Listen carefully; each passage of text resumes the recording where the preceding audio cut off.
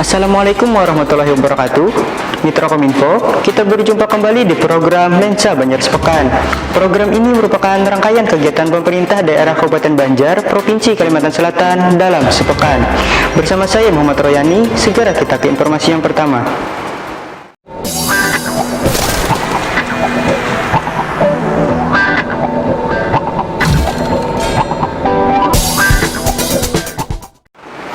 Mitra Kominfo, Bupati Banjar Haji Saidi Mansur bersama PLT Kepala Pusat Jasa Informasi Perpusnas Suliatri Bunga launching satu kartu terintegritas atau Sakti Manis. Kabupaten Banjar menjadi kabupaten pertama di Pulau Kalimantan dan yang kelima di seluruh Nusantara yang menerapkan keanggotaan berbasis nomor induk kependudukan. Bupati Banjar Haji Saidi Mansur bersama PLT Kepala Pusat Jasa Informasi Perpustakaan dan Pengetahuan Nasional Yuliarti Bunga didampingi Wakil Bupati Banjar Habib Idrus Al-Habsyi, Sekda Banjar Haji Muhammad Tilman, dan Kepala Dispersip Kabupaten Banjar Galuh Tantri Narindra lakukan launching satu kartu terintegritas atau Sakti Manis di Aula Barakat Martapura. Launching Sakti Manis ditandai dengan pemukulan gong sebanyak 3 kali oleh Bupati Banjar Haji Saidi Mansur, serta penyerahan kartu Sakti Manis oleh Yuliarti Bunga kepada Bupati Banjar, Wakil Bupati Banjar, dan Sekda Banjar. PLT Kepala Pusat Jasa Informasi Perpusnas Nusantara Perpustakaan Nasional Republik Indonesia Yuliarti Bunga mengatakan, Kabupaten Banjar menjadi kabupaten pertama di Pulau Kalimantan dan yang kelima di seluruh Nusantara yang menerapkan keanggotaan berbasis nomor induk kependudukan.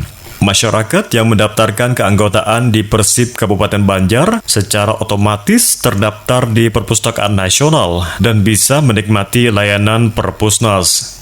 Yuliarti berharap tahun 2024 semua perpustakaan di seluruh Indonesia sudah terintegrasi, sehingga masyarakat tidak mengeluh lagi dengan bahan bacaan karena bisa membaca secara fisik maupun virtual.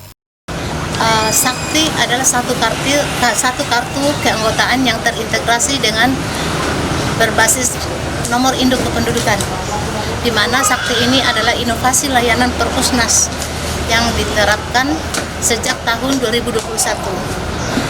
Dengan adanya satu kartu terintegrasi, seluruh perpustakaan di Indonesia, tidak hanya perpustakaan umum atau perpustakaan khusus, tetapi semua jenis perpustakaan yang ada di Indonesia, kalau sudah terintegrasi, otomatis akan mengangkat nilai peningkatan indeks kegemaran membaca masyarakat di dunia. Seperti yang kita ketahui, mungkin 6 tahun yang lalu di UNESCO mengatakan Indonesia adalah urutan ke-62 kegemaran membacanya. Tetapi setelah kami Perpustakaan Nasional gencar mengangkat kegemaran membaca, sosialisasi kemana-mana ke daerah, ke pelosok-pelosok. Dalam jangka 2 tahun Indonesia langsung naik peringkat jadi peringkat ke-16. Dan 2 tahun terakhir ini Indonesia dikategorikan pemakai e-resources terbaik di dunia. Jadi e-resources terbanyak di dunia adalah Indonesia. Jadi itu semua yang diupayakan oleh Kepala Perpustakaan Nasional Republik Indonesia untuk mengangkat literasi Indonesia, untuk memajukan literasi masyarakat Indonesia sehingga masyarakat kita bisa berpenghasilan, bisa mensejahterakan masyarakat. Karena dengan giatnya kita berliterasi, otomatis penghasilan masyarakat akan meningkat.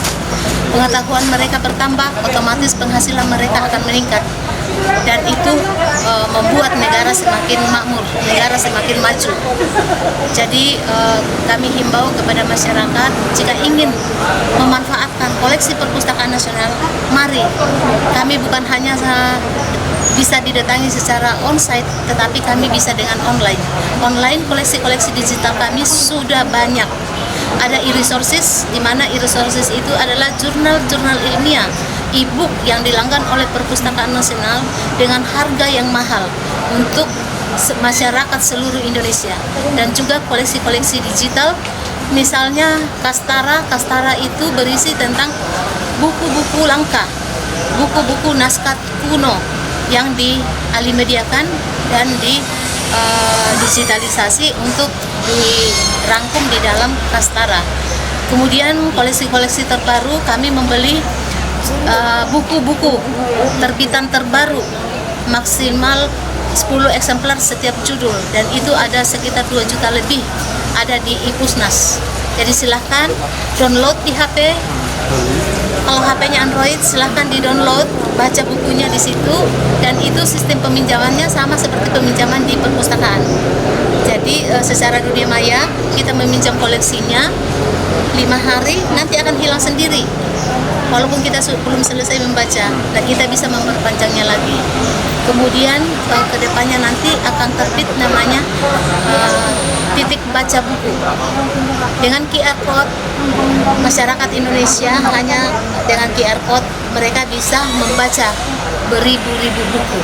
Itu ada program kedepannya Perpustakaan Nasional. Sementara itu, Bupati Banjar Haji Saidi Mansur mengatakan dirinya mengapresiasi atas di-launchingnya Kartu Sakti Manis ini karena sesuai dengan visi dan misi Kabupaten Banjar dengan nama Kartu Sakti Manis. Dengan adanya kartu ini, masyarakat Kabupaten Banjar dapat menikmati koleksi atau layanan perpustakaan nasional tanpa harus berkunjung ke Perpusnas. Bupati berharap kepada seluruh kepala SKPD dan ASN dapat mendaftarkan diri menjadi anggota Perpusnas di Kabupaten Banjar. Tim Liputan Suara Banjar melaporkan.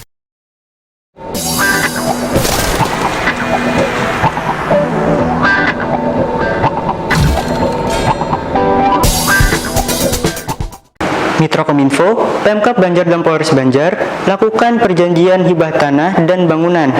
Hibah tanah yang lokasinya di belakang Polres Banjar seluas 1000 meter persegi lebih tersebut nantinya akan dibangun Mall Pelayanan Terpadu Polres Banjar yang juga akan melayani keperluan masyarakat Kabupaten Banjar. Berawal dari permohonan Polres Banjar sebagai bagian dari kegiatan pemerintahan, khususnya dalam memberikan pelayanan kepada masyarakat Kabupaten Banjar, dituangkan dalam perjanjian hibah tanah dan bangunan antara pemerintah Kabupaten Banjar dan Polres Banjar di ruang kerja Bupati Banjar. Bupati Banjar Haji Saidi Mansur berharap momen ini menjadi langkah yang baik dalam upaya mendukung peningkatan pelayanan dan kinerja Polres Banjar. Selain itu, Bupati juga meminta Polres Banjar mendukung dan membantu pemerintah Kabupaten Banjar dalam mengambil langkah serta kebijakan strategis yang dapat mendorong percepatan pembangunan dan kesejahteraan. Sementara itu, Kapolres Banjar AKBP Doni Hadi Santoso menjelaskan, hibah terkait tanah yang lokasinya berada di belakang Polres Banjar seluas 2000 meter persegi ini nantinya akan dibangun Mall Pelayanan Terpadu Polres Banjar yang juga akan melayani keperluan masyarakat Kabupaten Banjar.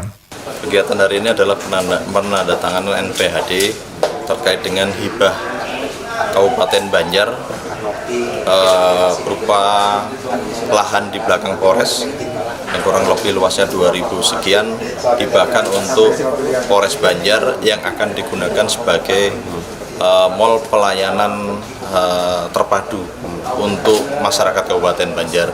Tentu kami sangat mengucapkan banyak-banyak terima kasih kepada Kabupaten Banjar, terutama Pak Bupati beserta jajaran atas disetujuinya hibah lahan di belakang Polres ini, karena kita ketahui saat ini Polres Banjar dengan lokasi yang sangat sempit sehingga dalam hal pelayanan kepada masyarakat tidak bisa maksimal karena terkait dengan lokasi. Dengan adanya penambahan di belakang, ini adalah hal yang sangat luar biasa bagi kami dalam nanti memberikan pelayanan kepada masyarakat. Tentu segala bentuk kegiatan-kegiatan tadi tujuannya satu, sebagai pelayanan kepada masyarakat Kabupaten Banjar. Terima kasih. Kegiatan tersebut ditandai dengan penandatanganan hibah oleh Bupati, Kapolres, dan Sekda Banjar. Penandatanganan hibah juga dihadiri Kepala BPKAD Kabupaten Banjar Ahmad Juliadaini dan sejumlah undangan.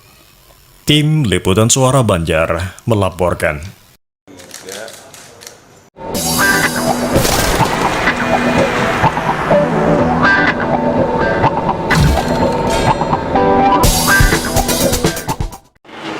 Mitra Kominfo, Wakil Bupati Banjar Habib Idrus Al-Habsyi membuka pelatihan enumerator untuk pengisian data koperasi, usaha mikro, kecil dan menengah wilayah Kabupaten Banjar tahun 2022. Di tahun 2022 ini, dari 514 kabupaten kota se-Indonesia, hanya dipilih 240 kabupaten kota. Dari 13 kabupaten kota di Kalsel terpilih 5, termasuk salah satunya Kabupaten Banjar. Pelatihan enumerator untuk pengisian data koperasi usaha mikro, kecil dan menengah wilayah Kabupaten Banjar tahun 2022 saya nyatakan resmi dibuka.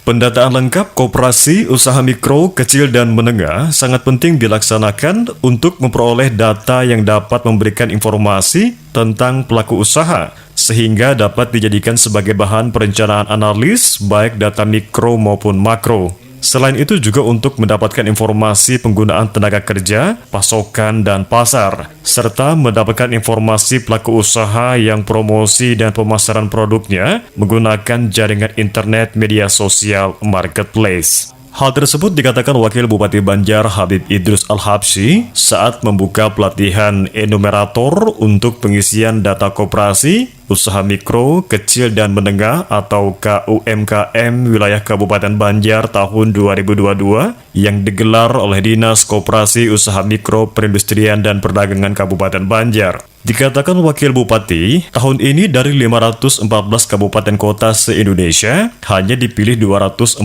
kabupaten kota. Dari 13 kabupaten kota di Kalimantan Selatan, terpilih 5, termasuk salah satunya Kabupaten Banjar. Berdasarkan amanat dari pemerintah pusat ini, Wakil Bupati meminta kepada rekan enumerator untuk dapat melaksanakan tugas dengan sebaik-baiknya dan penuh tanggung jawab. Wakil Bupati merinci, di Kabupaten Banjar terdapat 67.258 UMKM.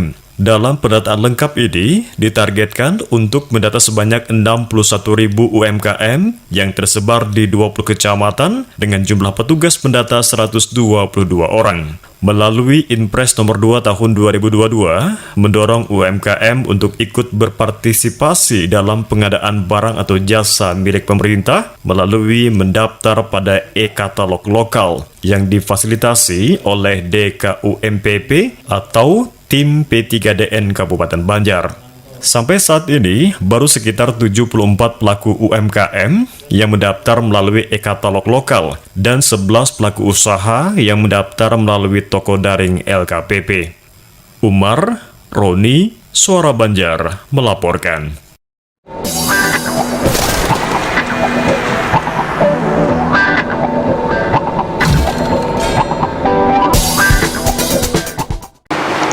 Mitra Kominfo, Dinas Kelautan dan Perikanan Provinsi Kalimantan Selatan bekerja sama dengan TPPKK Kabupaten Banjar menggelar kegiatan kampanye memasyarakatkan gemar makan ikan atau gemar ikan di Desa Sungai Musang, Kecamatan Alu-Alu, Kabupaten Banjar. Kegiatan ini digelar sebagai upaya agar tumbuh kembang anak di wilayah tersebut lebih baik dan terhindar dari stunting. Sejumlah anak-anak berjanji kepada Ketua Tim Penggerak PKK Kabupaten Banjar, Hajah Nurgita Tias, akan sering makan dengan menu 4 sehat 5 sempurna, terlebih dengan makan ikan segar setiap kali mereka makan. Tidak hanya anak-anak, sejumlah ibu rumah tangga juga berjanji akan lebih banyak memberikan menu ikan segar kepada anak mereka agar tumbuh kembang anak lebih baik dan terhindar dari stunting. Pemandangan menarik ini terjadi di saat kegiatan kampanye memasyarakatkan gemar makan ikan atau gemar ikan yang digelar Dinas Kelautan dan Perikanan Provinsi Kalimantan Selatan di Desa Sungai Musang, Kecamatan Alu-Alu, Kabupaten Banjar. Di hadapan ratusan warga, Nurgita Tias mengaku sedih karena di Kecamatan Alu-Alu angka stunting lumayan tinggi, dan hal ini sering ditanyakan PKK Provinsi kepada pihaknya. Padahal menurutnya, wilayah Alu-Alu dekat dengan laut dan banyak ikannya. Nurgita berharap indikator yang dipakai oleh pemerintah tidak terus berganti, sehingga mendapatkan data yang akurat bahwa angka stunting di Kabupaten Banjar sudah turun dari 20 menjadi 17%. Namun pada tahun 2022 ini, tolak ukur kembali berganti dan menunjukkan angka 40%. Pihaknya tidak melarang jika warga makan dengan lauk lainnya seperti ikan kering. Namun alangkah baiknya bisa dilakukan sewaktu-waktu saja dan menghimbau agar warga lebih sering makan ikan segar karena bagus untuk pertumbuhan. Sementara itu, Kepala Dinas Kelautan Perikanan Kalimantan Selatan Rusdi Hartono mengatakan, pada aksi cegah stunting bersama ini juga diserahkan berbagai bantuan kepada warga dari berbagai pihak dan berharap bermanfaat bagi warga. Bantuan yang dibagikan seperti bubur, ikan segar, berbagai macam bibit tanaman, vaksin polio, paket susu, dan telur. Tim Liputan Suara Banjar melaporkan.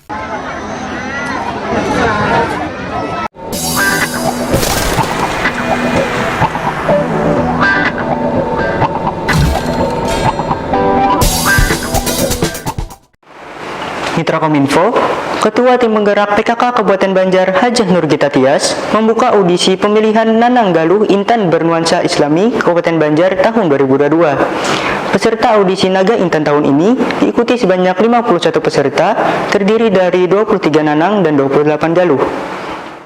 Pemilihan Nanang Galuh Banjar merupakan salah satu upaya pemerintah bagi para generasi muda agar bisa saling berkoordinasi dan berintegrasi, mengusung dunia kepariwisataan, baik di bidang pemasaran promosi wisata maupun dalam bidang destinasi objek wisata yang menjadi tujuan para wisatawan. Hal tersebut disampaikan Ketua Tim Penggerak PKK Kabupaten Banjar Hajah Nurgita Tias saat membuka audisi pemilihan Nanang Galuh Intan Bernuansa Islami Kabupaten Banjar tahun 2022 di Aula Dinas Kebudayaan, Kepemudaan, Olahraga, dan Pariwisata Kabupaten Banjar.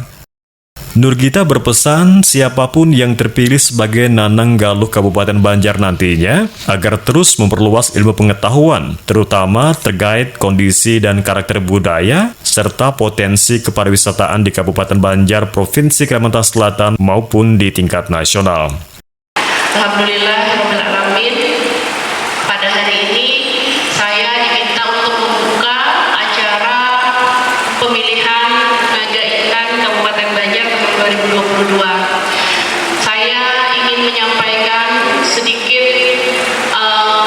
harapan yang mana tentu tidak jauh berbeda dari tahun kemarin, namun kiranya bisa disesuaikan dengan kebutuhan kita di tahun 2022. Tetap tentu saya ingin semangat berkompetisi secara sehat harus ditanamkan dan berkobar di hati para peserta melalui para dewan juri yang insya Allah saya amanahkan untuk bisa mengawal, memilih putra-putri terbaik daerah kita yang jenjangnya saya harapkan dapat mengharumkan nama Kabupaten Banjar di tingkat Provinsi Kalimantan Selatan dan insya Allah Indonesia bahkan. Amin, amin ya rabbal alamin. Sementara itu, Kepala Disbud Porapar Kabupaten Banjar Haris Rifani mengatakan jumlah total peserta tahun ini sebanyak 51 orang, terdiri dari 23 Nanang dan 28 Galuh. Proses audisi digelar selama 2 hari, yakni dari tanggal 6 hingga 7 Juni 2022. Sedangkan karantina terbuka dari tanggal 9 hingga 15 Juni 2022 dan karantina tertutup dari tanggal 18 hingga 29 Juni 2022. Untuk grand final akan dilaksanakan pada tanggal 19 Juli 2022. Haris Rifani berharap semua proses tahapan hingga final bisa berjalan dengan lancar. Untuk pemilihan Nanang Galuh audisi tahun 2022 memang sudah kita siapkan semaksimal mungkin. Harapan kami Nanang Galuh di tahun 2022 ini lebih bagus daripada tahun yang 2021 yang pernah kita laksanakan. Itu harapan saya dan juga oleh semua dewan juri, termasuk juga apa yang sudah disampaikan oleh tadi Ketua Tim Penggerak PKK Kabupaten Banjar. Mudah-mudahan peserta yang sebanyak 51 orang ini bisa mengikuti sampai akhir daripada pemilihan Nanang Galuh nanti. Harapan kami selaku Kepala Dinas Kebudayaan, Pemuda dan Olahraga di Kabupaten Banjar berharap Nanang Galuh ini bisa mewakili sampai ke tingkat provinsi bahkan sampai ke tingkat nasional nanti. Lydia Fuad Suara Banjar melaporkan.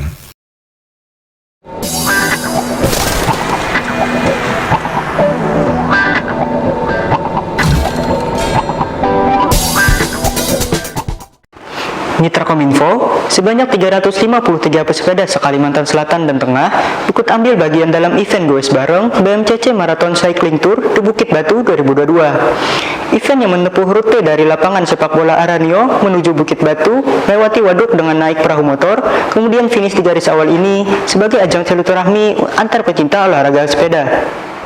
Sebanyak 353 pesepeda se-Kalimantan Selatan ikut ambil bagian dalam event Gobar BNCC Marathon Cycling Tour de Bukit Batu 2022.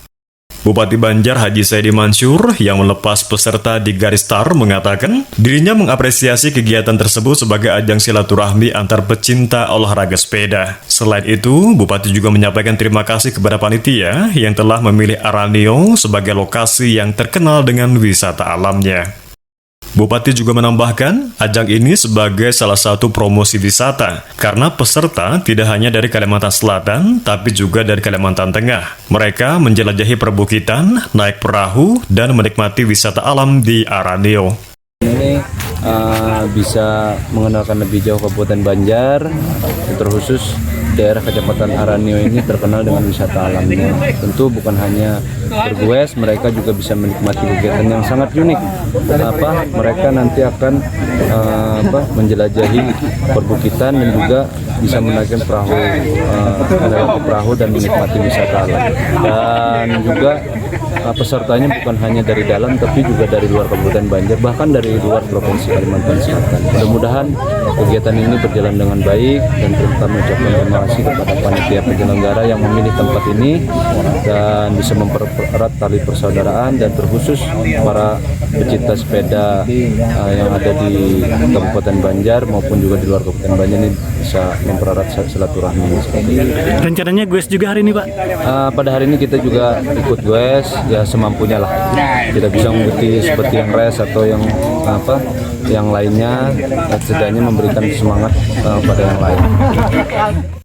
Sementara itu, Kepala Dinas Pemuda dan Olahraga Provinsi Kalimantan Selatan, Haji Hermansyah mengatakan, dirinya sangat mendukung kegiatan tersebut dalam rangka Hari Sepeda dan Hari Lingkungan Hidup Sedunia. Ditambahkan Hermansyah, pemerintah Provinsi Kalimantan Selatan sendiri sangat mendukung kegiatan olahraga, terutama bersepeda untuk masyarakat, guna menjaga kebugaran agar bisa menunjang aktivitas. Ini dilaksanakan oleh BMCC Banjarbaru Martapura, dan ini juga memperingati Hari Sepeda Sedunia sekaligus Hari Lingkungan Hidup. Nah, tentu ini bagi kita kegiatannya cukup membanggakan kita, apalagi diikuti oleh peserta yang cukup banyak. Walaupun ini masih masa pandemi, tapi alhamdulillah kita sudah trennya semakin menurun.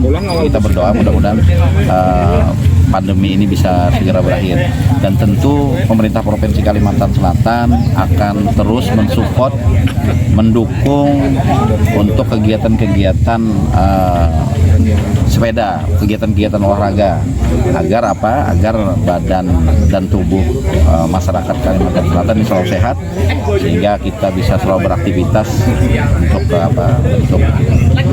kesehatan di Kalimantan Selatan. Itu. Dan tentu ini kami ucapkan apresiasi yang sangat besar juga kepada pihak pemerintah Kabupaten Banjar yang juga mensupport kegiatan ini. Sementara itu, Ketua Panitia Pelaksana Mailan mengatakan, event yang sudah digelar sebanyak 7 kali dan mengalami vakum selama 3 tahun karena pandemi COVID-19 ini cukup diminati oleh peserta. Untuk tahun ini, panitia melombakan 2 kategori, yakni fun dan lomba kecepatan, dengan 4 kategori usia. Menempuh rute dari lapangan sepak bola Aranio menuju Bukit Batu, melewati waduk dengan naik perahu motor, kemudian finish di garis awal dengan total door prize sebesar 50 juta rupiah.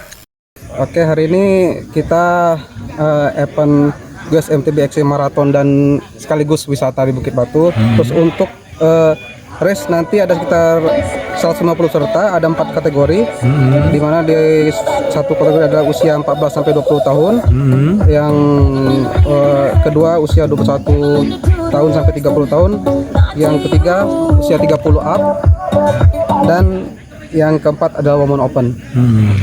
Ya, sebelumnya ini adalah yang pertama kali atau gimana nih Pak?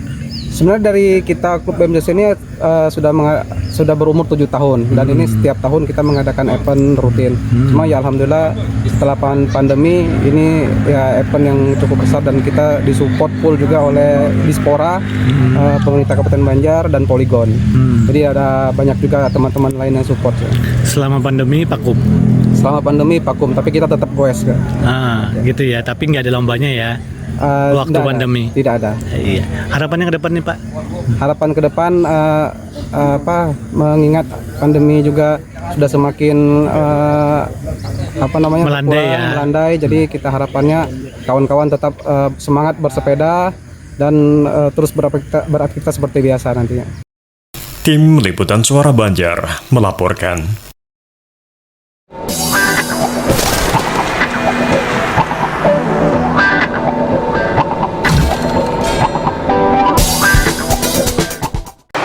Mitra Kominfo, demikian program Lensa Banjar Sepekan untuk edisi hari ini. Tidak lupa kami ingatkan untuk selalu menerapkan protokol kesehatan. Mewakili kerabat kerja yang bertugas, saya Muhammad Royani mengucapkan terima kasih atas perhatian Anda. Wassalamualaikum warahmatullahi wabarakatuh. Sampai jumpa.